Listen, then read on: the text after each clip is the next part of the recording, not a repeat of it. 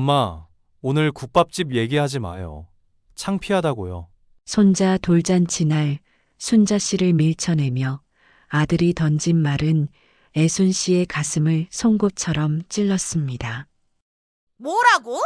네가 먹고 자란 게 그 국밥이야. 네가 입은 옷, 네가 다닌 학교, 모든 게 그 국밥 값이야. 그건 옛날 얘기예요. 사람들 앞에서 내 체면 구기지 마요. 부끄러워서 어디 가서 말도 못 하겠어요. 아들의 목소리는 돌잔치 사회자가 내민 마이크를 통해 뷔페 식당 전체로 울려 퍼지고 있었습니다. 그 순간 애순 씨는 온몸의 피가 거꾸로 치솟는 것을 느꼈습니다.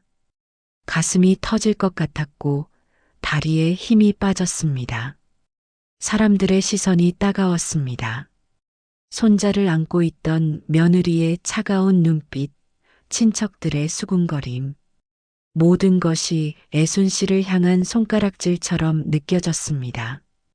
애순 씨는 그 자리에서 도망치듯 나왔습니다. 이른 평생 이렇게 모멸감을 느껴본 적이 없었습니다. 내가 언제부터 아들에게 부끄러운 존재가 되었을까? 하지만 그 수치스러운 날이 애순 씨 인생을 완전히 바꿔놓게 될 줄은 그때는 몰랐습니다. 구독 버튼 꾹 누르시고 어디서 보고 계신지 댓글로 알려주세요. 여러분과 함께하는 이 시간이 소중합니다. 정혜순 씨는 올해 70살입니다. 40년을 지켜온 작은 국밥집. 새벽 5시면 일어나 뼈를 우려내고 밤늦게까지 설거지를 하던 그 손. 남편이 세상을 떠난 후 홀로 키워낸 아들 도연을 위해 흘린 피와 땀의 세월이었습니다. 그런데 손자 돌잔치 날, 그 운명의 날에 아들이 던진 말은 애순 씨가 평생 모든 것을 바쳐 키운 아들에게 버림받는 기분이었습니다. 손자 돌잔치 이후 사흘이 지났습니다. 애순 씨는 휴대폰을 들여다보며 숫자를 셌습니다. 부재중 전화 0통, 문자 메시지 0개. 혹시나 해서 아들에게 전화를 걸어봤습니다. 첫 번째 통화, 연결음만 길게 울리다 끊어졌습니다. 두 번째 통화, 바로 끊어졌습니다. 세 번째 통화에서는 아예 현재 전화를 받을 수 없습니다라는 기계 음성만 들렸습니다. 번호를 차단당한 것입니다. 애순 씨는 휴대폰을 바닥에 내던졌습니다. 이 자식이 정말로. 하지만 분노는 오래가지 않았습니다. 곧 밀려온 것은 깊은 절망감이었습니다. 그날부터 애순 씨의 일상이 무너지기 시작했습니다. 아침에 일어나도 할 일이 없었습니다. 국밥집은 이미 한 달 전에 문을 닫았으니까요.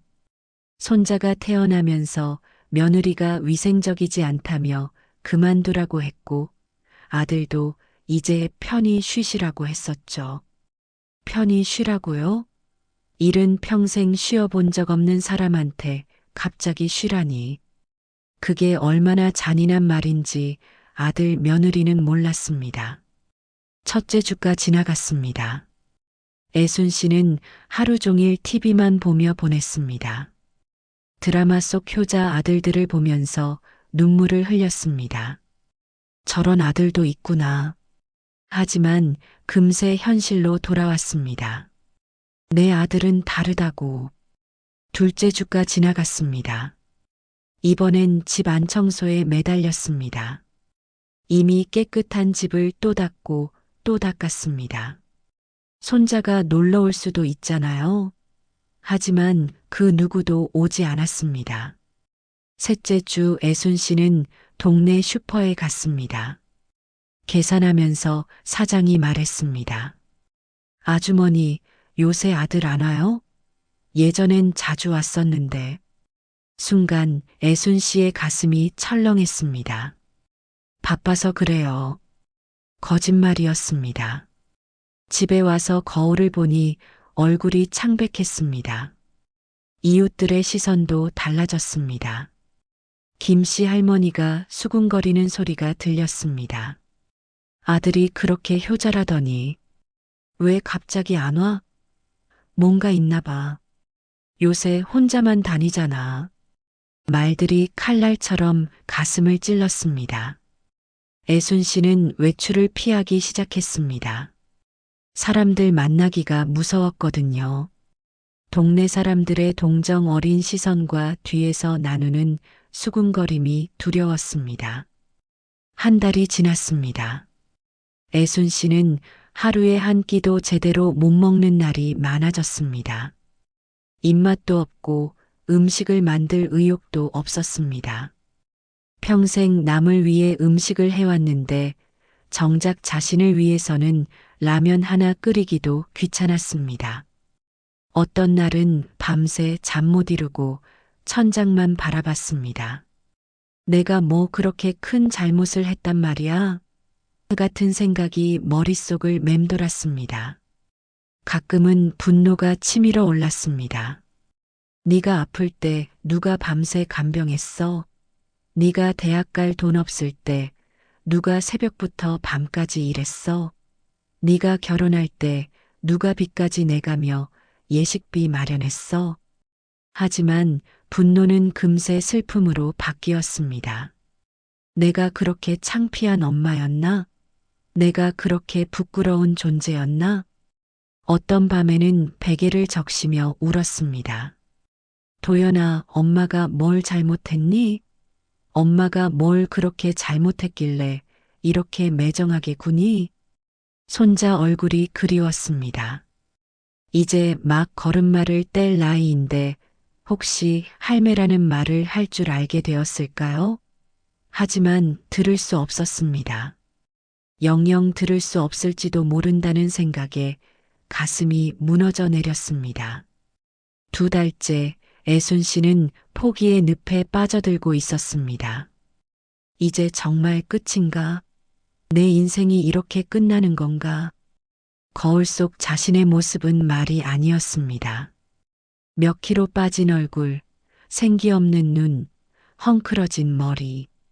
예전에 당당했던 국밥집 사장님 애순 씨는 온데간데 없었습니다.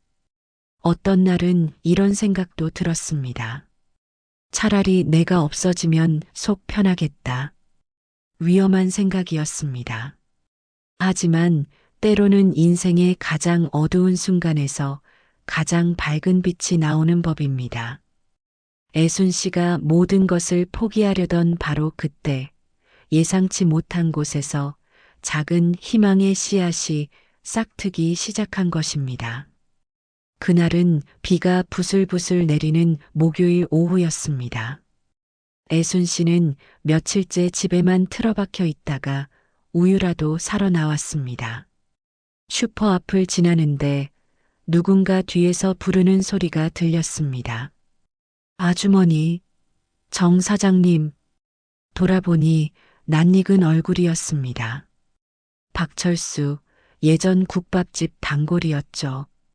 공사장에서 일하는 분이었는데 매일 점심때마다 와서 국밥 한 그릇씩 드시던 분이었습니다. 아, 철수 씨. 아주머니, 진짜 반갑네요. 그런데 국밥집은 언제 다시 열어요? 다른 데 가봐도 아주머니 국밥 맛이 안 나와요. 순간 애순 씨는 가슴이 뭉클했습니다. 이 사람은 자신을 기억하고 있었습니다.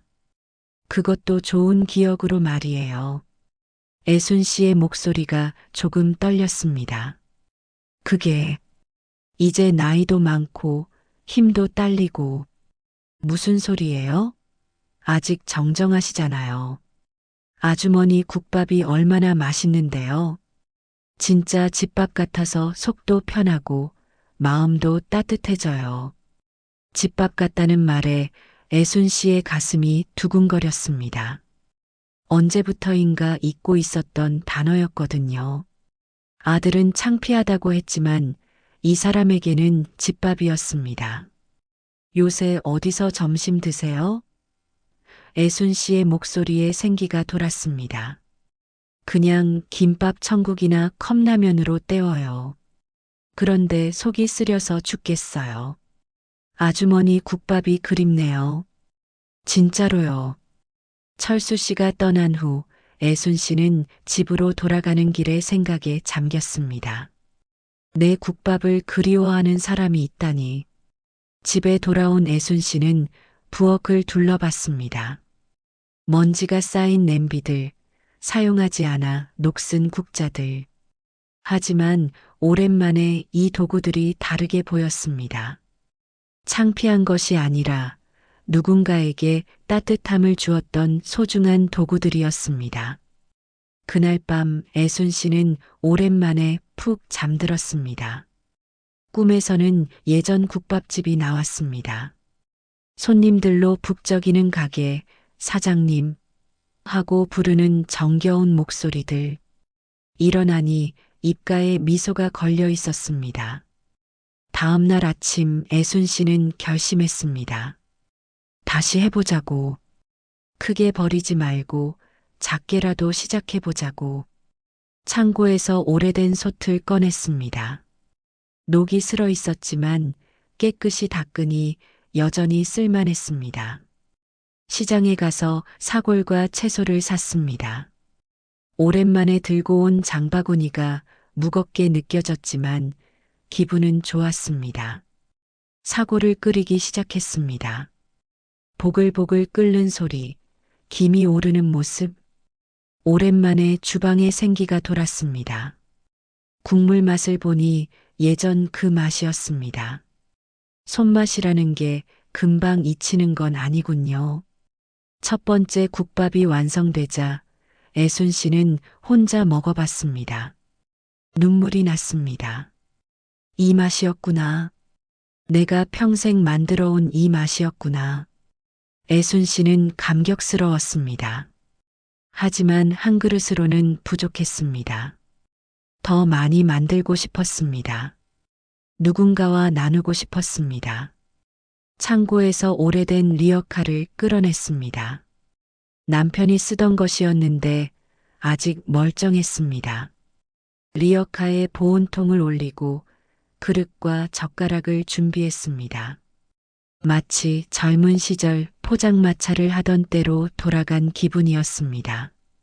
다음 날 애순 씨는 국밥 10그릇을 끓였습니다. 리어카에 싣고 시장 앞으로 나갔습니다. 가슴이 떨렸습니다. 과연 누가 사줄까? 혹시 아무도 안 사주면 어떡하지? 하지만 걱정이 무색하게도 금세 냄새를 맡고 사람들이 모여들었습니다. 이거 국밥 냄새네. 진짜 맛있게 생겼다. 첫 번째 손님이 다가왔습니다. 젊은 아저씨였는데 한 그릇 사서 먹더니 눈이 휘둥그레졌습니다. 와, 이거 진짜 맛있네요.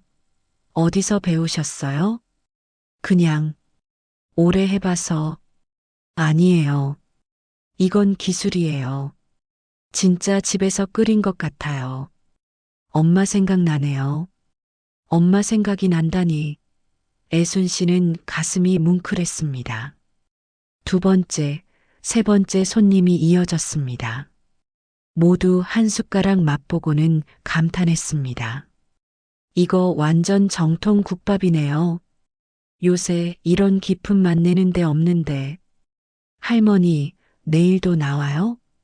할머니라고 부르더군요. 하지만 이번엔 기분이 나쁘지 않았습니다. 존중하는 마음이 느껴졌거든요. 10그릇이 다 팔렸습니다. 2시간 만에 완판이었죠. 손에 쥔 돈을 보니 뿌듯했습니다.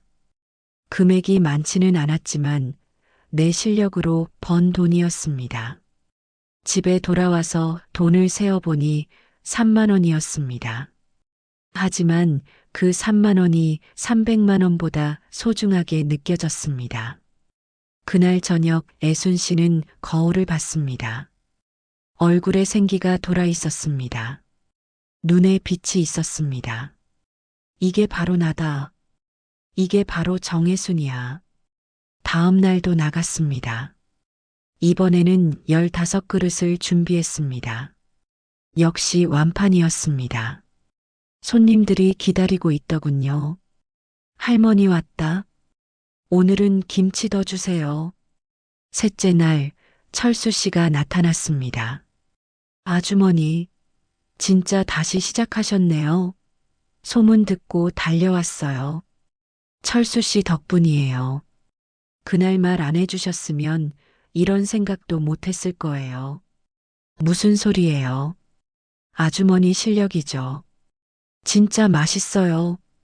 철수 씨는 국밥을 다 먹고 나서 말했습니다. 아주머니, 다른 사람들한테도 얘기해도 돼요? 우리 작업반 사람들이 점심때마다 고민이거든요. 물론이죠. 애순 씨의 목소리는 희망으로 가득 차 있었습니다. 일주일이 지나자 입소문이 났습니다. 시장 앞 할머니 국밥 맛있다더라. 점심시간만 되면 줄이 생겼습니다. 어떤 날은 30그릇도 모자랐습니다. 손님들이 기다려 주었습니다. 할머니, 천천히 해도 돼요. 기다릴게요. 한 달이 지나자 애순 씨는 새로운 사람이 되어 있었습니다. 매일 새벽 5시에 일어나 국물을 우렸습니다. 리어카를 끌고 시장에 나가는 발걸음이 경쾌했습니다. 사람들이 할머니 하고 부르는 소리가 좋았습니다. 사람들에게 애순 씨는 창피한 존재가 아니었습니다. 맛있는 음식을 만들어주는 고마운 사람이었습니다. 어떤 손님은 말했습니다. 할머니, 진짜 대단해요. 이 나이에 새로 시작하시다니. 대단하다니. 언제부터 그런 말을 듣지 못했던가요?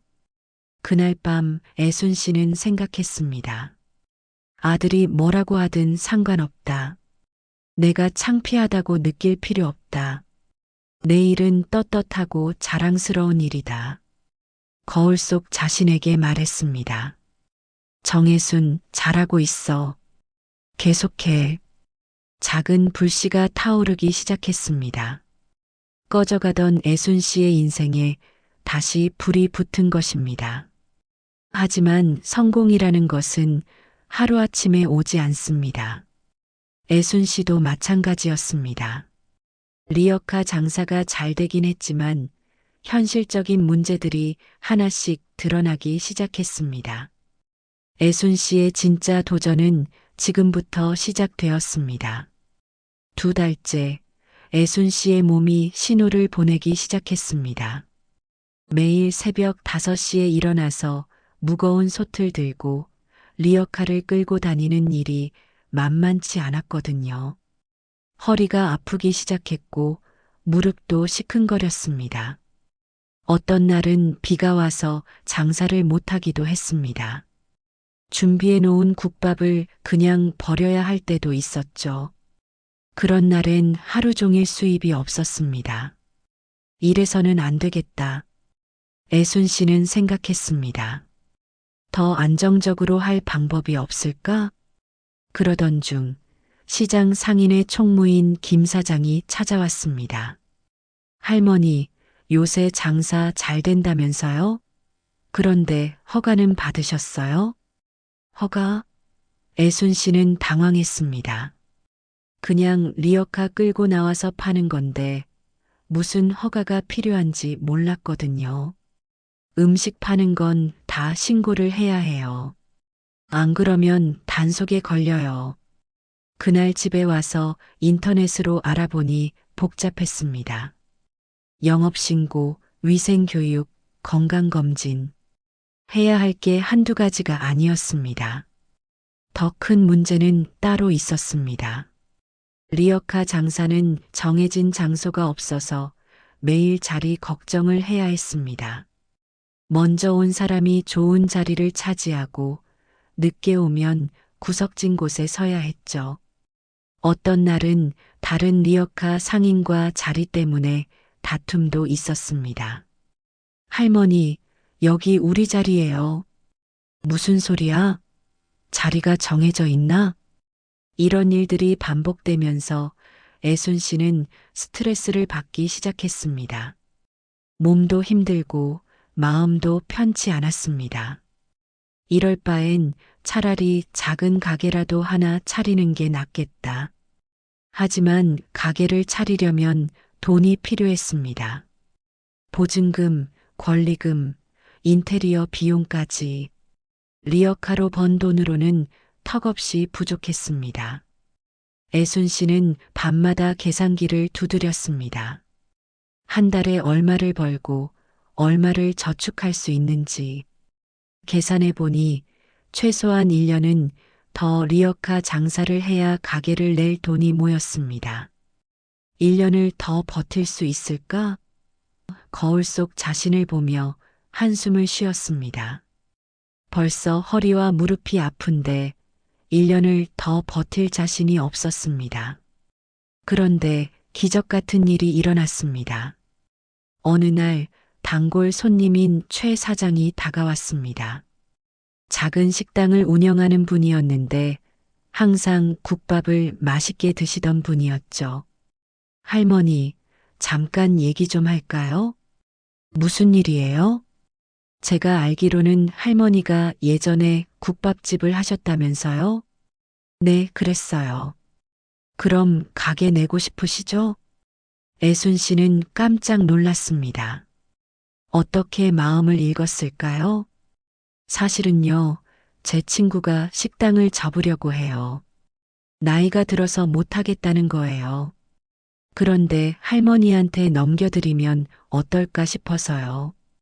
그게 돈이, 돈 걱정은 안 하셔도 돼요. 권리금은 받지 말고 보증금만 내라고 하더라고요. 그것도 분할로 내도 된다고 하고요. 애순 씨의 가슴이 뛰기 시작했습니다. 정말 가능한 일인가? 다음 날 최 사장과 함께 그 가게를 보러 갔습니다. 시장에서 조금 떨어진 곳이었지만 주변에 아파트가 많아서 손님은 충분할 것 같았습니다. 가게는 생각보다 깔끔했습니다. 15평 정도의 작은 공간이었지만 테이블 6개 정도는 놓을 수 있었습니다. 주방 시설도 괜찮았고요. 어떠세요? 애순 씨는 마음이 끌렸지만 신중하게 생각해야 했습니다. 리어카 장사와는 차원이 다른 일이니까요. 집에 와서 며칠간 고민했습니다. 가게를 하면 좋은 점도 많았습니다. 날씨에 상관없이 장사할 수 있고 허가 문제도 해결되고 무엇보다 편안한 환경에서 일할 수 있었죠. 하지만 걱정도 컸습니다. 월세, 전기세, 가스비 등 고정비가 나갔습니다. 손님이 없는 날에도 돈은 나가는 거였죠. 리어카 장사보다 부담이 훨씬 컸습니다.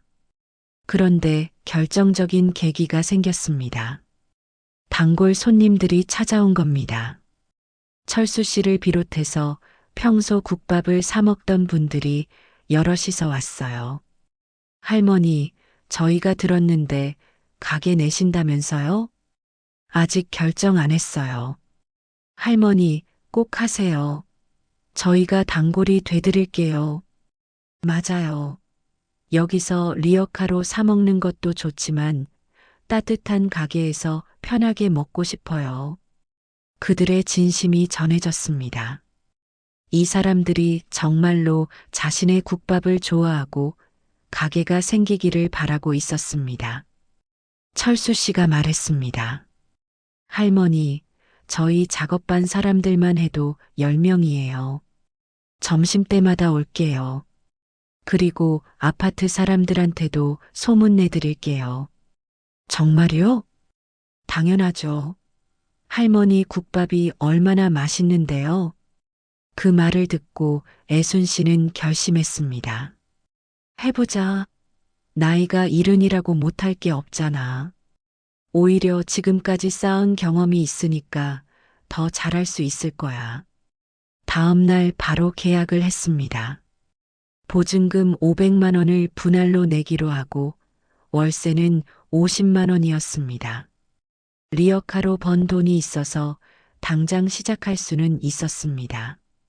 가게 준비가 시작됐습니다. 청소부터 시작해서 낡은 벽지를 바꾸고 테이블과 의자를 새로 샀습니다. 물론 중고품이었지만 정성껏 닦고 정리하니 깔끔해 보였습니다. 메뉴판도 만들었습니다. 주 메뉴는 돼지국밥, 순대국밥, 내장국밥. 가격은 다른 곳보다 조금 저렴하게 책정했습니다. 맛으로 승부하자. 주방 정리도 중요했습니다. 큰 솥 2개를 설치하고 냉장고와 냉동고도 새로 샀습니다. 이것저것 하다 보니 300만 원이 더 들었습니다. 돈이 많이 들어서 걱정이 되긴 했지만 이제 돌이킬 수도 없었습니다. 앞으로만 가야 했습니다. 개업 준비를 하면서 이웃 가게들도 인사를 다녔습니다. 다행히 모두 반겼습니다. 국밥집이면 좋겠네요. 이 동네에 변변한 식당이 없었거든요. 할머니가 직접 하세요? 대단하시네요. 드디어 개업일이 정해졌습니다. 리어카 장사를 시작한 지 3달 만의 일이었습니다. 개업 전날 밤 애순 씨는 가게 안을 둘러봤습니다. 작지만 깔끔한 공간, 정성스럽게 준비한 메뉴들. 가슴이 뭉클했습니다. 정말 내가 이걸 해냈구나. 애순 씨는 감격스러웠습니다. 거울을 보니 몇 달 전의 자신과는 완전히 달랐습니다. 생기 넘치는 얼굴, 자신감 있는 눈빛. 이게 바로 나다. 이게 바로 정혜순이다. 개업 첫날 아침 새벽 4시에 일어나 국물을 우렸습니다.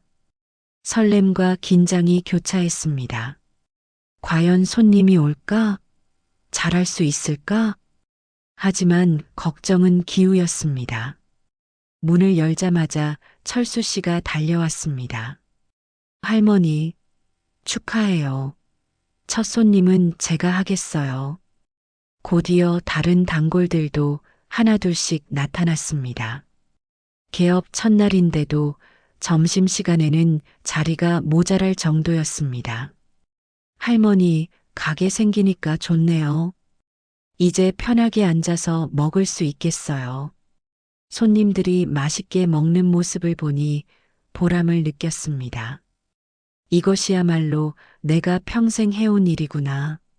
사람들을 배불리 먹이는 일, 따뜻함을 나누는 일. 그날 저녁 매출을 계산해 보니 리어카 때보다 2배 이상이었습니다. 앞으로가 기대됐습니다. 가게 문을 닫고 마지막으로 둘러보며 생각했습니다. 아들이 창피하다고 했던 이 일로 내가 다시 일어섰구나. 이제 누구에게도 부끄럽지 않다. 그날 밤 애순 씨는 오랜만에 마음 편히 잠들었습니다. 내일은 어떤 손님이 올까? 어떤 새로운 하루가 기다리고 있을까? 이른의 나이에 새로운 시작이었습니다. 하지만 애순 씨에게는 시작이 아니라 진정한 귀향이었습니다. 자신이 가장 잘하고 가장 사랑하는 일로의 귀향이었죠. 하지만 때로는 인생에서 가장 예상치 못한 순간에 과거가 찾아옵니다. 가게를 연 지 얼마 지나지 않아 예상치 못한 인물이 다시 애순 씨 앞에 나타났습니다. 가게를 연 지 3달이 지났습니다. 이제 애순 씨의 하루는 규칙적이었습니다. 새벽 4시 기상, 5시부터 국물 우리기, 8시에 가게 문을 열고 단골 손님들이 하나둘씩 찾아와 인사를 나누고 점심시간엔 줄이 생겼습니다. 할머니, 오늘도 맛있어요. 다음 주에 친구들 데려올게요. 이런 말들이 애순 씨에게는 최고의 보상이었습니다. 월세도 꼬박꼬박 내고 매달 조금씩이지만 저축도 할 수 있었습니다. 그런데 그날은 달랐습니다. 오후 3시쯤 손님이 뜸한 시간대였습니다. 애순 씨는 설거지를 하고 있었는데 누군가 문을 열고 들어왔습니다. 고개를 드는 순간 애순 씨의 손에서 그릇이 떨어질 뻔했습니다. 도연이었습니다. 그녀의 아들이었죠. 몇 달 전과는 완전히 다른 모습이었습니다. 말쑥했던 정장 대신 구겨진 셔츠, 깔끔했던 머리는 며칠간 감지하는 듯 기름져 보였고 얼굴은 초췌하기 그지없었습니다. 엄마. 그 한마디에 담긴 절박함을 애순 씨는 놓치지 않았습니다. 하지만 쉽게 마음이 움직이지 않았습니다. 손자 돌잔치 날의 그 모욕감이 아직도 생생했거든요. 웬일이니? 창피한 국밥집에 왜 왔어? 도연은 고개를 떨궜습니다. 그 당당하던 아들의 모습은 온데간데 없었습니다. 엄마 앉아서 얘기 좀 해요. 손님 아니면 나가.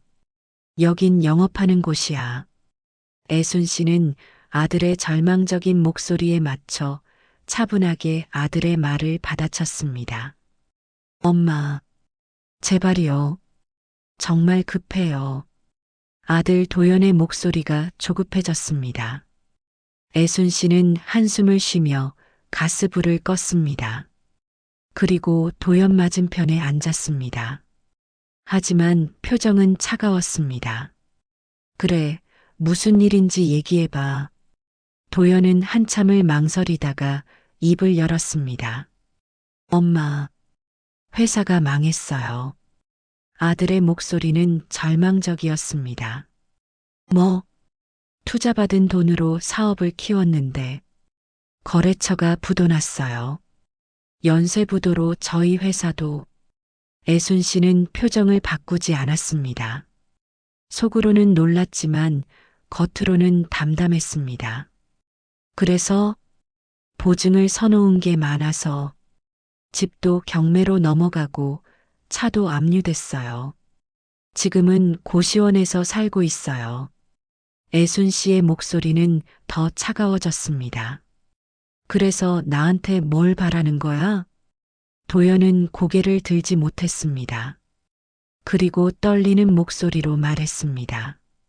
돈 좀 빌려주세요. 아니면 저 진짜 끝이에요. 도연이는 금방이라도 울 것 같았습니다. 순간 애순 씨의 머릿속에 손자 돌잔치 날이 떠올랐습니다. 창피하다, 체면 구긴다던 그 말들이. 애순 씨는 분노가 치밀어 오르는 목소리를 애써 누르며 물었습니다. 얼마? 5천만 원만요. 아니, 1,000만 원만이라도. 1,000만 원? 애순 씨는 웃음이 나왔습니다. 허탈한 웃음이었죠. 너 지금 뭔 소리 하는 거야? 내가 1,000만 원을 어디서 구해? 엄마, 진짜 마지막이에요. 다른 데는 다 알아봤어요. 은행은 대출 안 해주고 친구들은 다 연락 안 받고 엄마밖에 없어요. 친구들이 연락 안 받는다고? 왜? 너도 창피해서 그런 거 아니야? 도연은 아무 말도 할 수 없었습니다. 애순 씨의 목소리가 날카로워졌습니다. 네가 나한테 뭐라고 했는지 기억해? 국밥집 얘기하지 말라고 창피하다고 했잖아. 엄마, 내가 평생 그 창피한 일로 너 키웠어. 대학도 보내고 결혼도 시켜주고. 그런데 이제 와서 손 벌리고 있어? 도연의 어깨가 떨렸습니다. 하지만 애순 씨는 멈추지 않았습니다. 더 웃긴 건 뭔지 아니? 너 때문에 창피하다고 가게 문 닫았는데 내가 다시 연 국밥집에서 돈 달라고 하고 앉아있네. 엄마, 죄송해요. 진짜 죄송해요. 죄송하다고? 몇 달 전에 내 전화번호까지 차단했으면서. 애순 씨는 아들에 대한 원망과 분노로 손과 다리가 덜덜 떨렸지만 침착하려 애썼습니다. 도연은 얼굴이 새하얗게 되었습니다. 엄마가 전화번호 차단한 것까지 알고 있을 줄 몰랐거든요. 그건 변명하지 마. 나도 다 안다. 태수 돌잔치 이후로 한 번도 연락 안 했잖아. 태수가 아플 때도 추석 때도 연락 한 번 없었어. 애순 씨는 지난 몇 달간 쌓인 서러움이 터져 나왔습니다. 눈물이 나오려는 것을 참느라 작은 숨을 쉬고 말했습니다. 내가 얼마나 기다렸는 줄 아니? 혹시나 해서 전화기 들여다보고 문 열릴 때마다 혹시 너 아닌가 싶어서. 엄마, 그런데 결국 돈 때문에 왔잖아. 내가 가진 게 돈밖에 안 보이니까. 도연이 눈물을 흘리기 시작했습니다. 하지만 애순 씨의 마음은 쉽게 움직이지 않았습니다. 그래, 돈 얘기해보자. 내가 이 가게 열기까지 얼마나 힘들었는지 아니? 애순 씨는 일어나서 서랍에서 가계부를 꺼냈습니다. 보증금 500만 원, 인테리어 300만 원, 주방기구 200만 원, 1000만 원이 넘게 들었어. 이 돈을 내가 어떻게 모았는 줄 아니?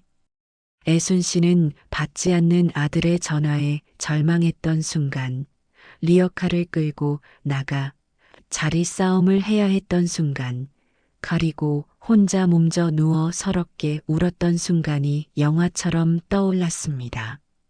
리어카 끌고 다니면서 하루 종일 서서 장사해서 모은 거야.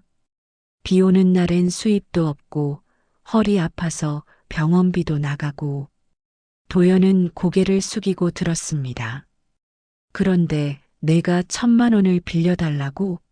내가 몇 년을 일해야 1000만 원을 모으는 줄 아니? 애순 씨는 계산기를 꺼냈습니다.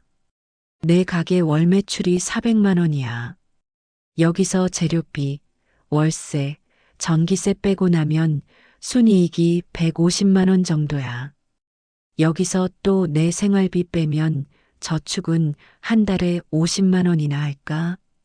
그럼 1000만 원 모으려면 1년 반은 걸린다는 얘기야.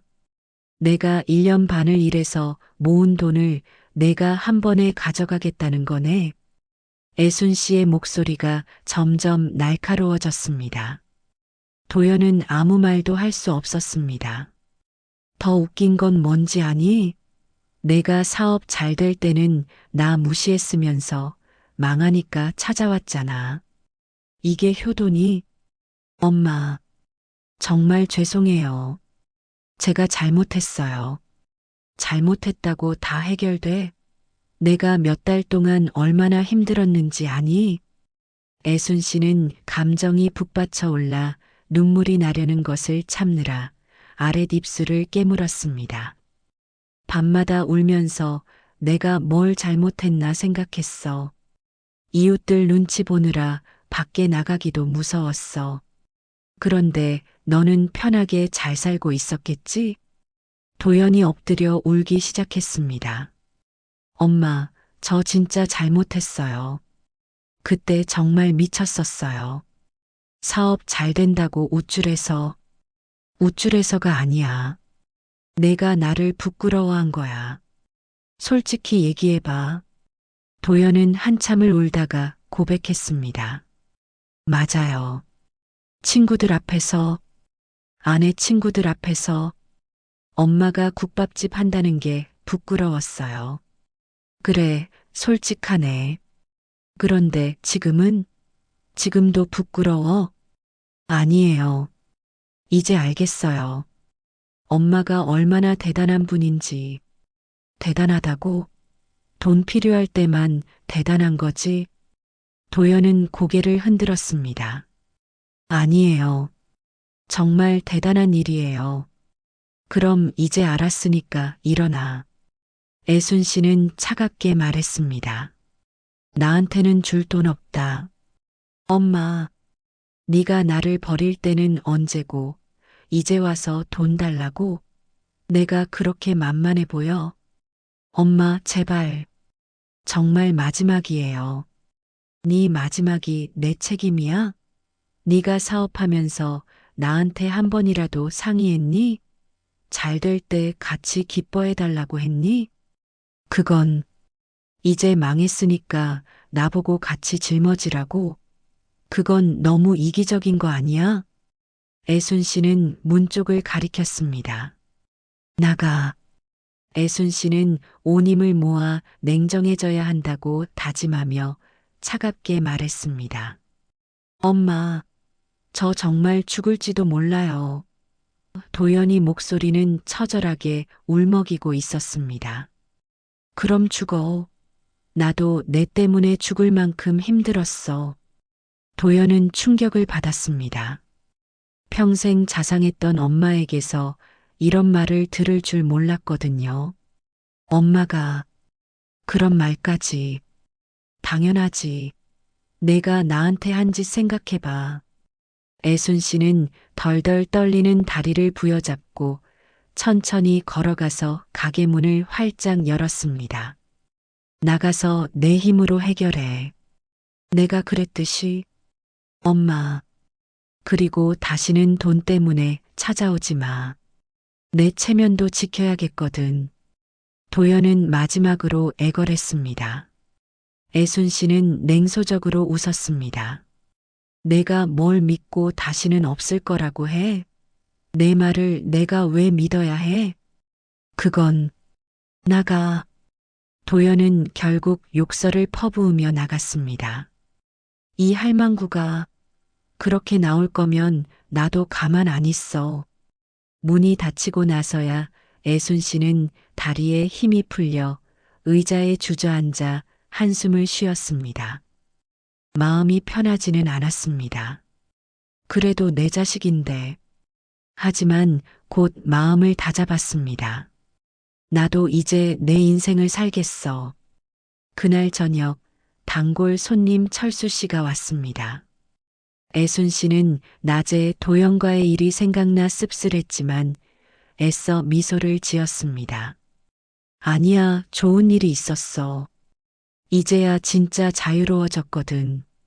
그날 밤 애순 씨는 가게 문을 닫으며 속으로 다짐했습니다. 언젠가 도연이가 진정으로 뉘우친다면 용서는 해줘야지. 하지만 그렇다고 예전처럼 아들에게 희생하지는 않을 거야. 이제 내 인생은 내가 찾을 거야.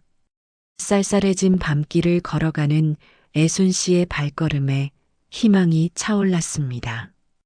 여러분, 때로는 가장 가까운 사람에게 단호해야 할 때가 있습니다. 그것이 진짜 사랑일 수도 있거든요. 꼭 자식이 아니어도 진심으로 나를 응원해줄 가족은 따로 있어요. 그 사람들과 함께 새로운 삶을 만들어 가세요. 그리고 우리가 그동안 해왔던 일들은 그 어떤 것과도 비교할 수 없는 자랑스러운 귀한 경험입니다. 우리 하고 싶은 일 하면서 다 같이 행복해져요. 구독 버튼 꾹 눌러주시고 정혜수님께 응원의 댓글 남겨주세요. 끝까지 시청해주셔서 감사합니다. 사랑합니다.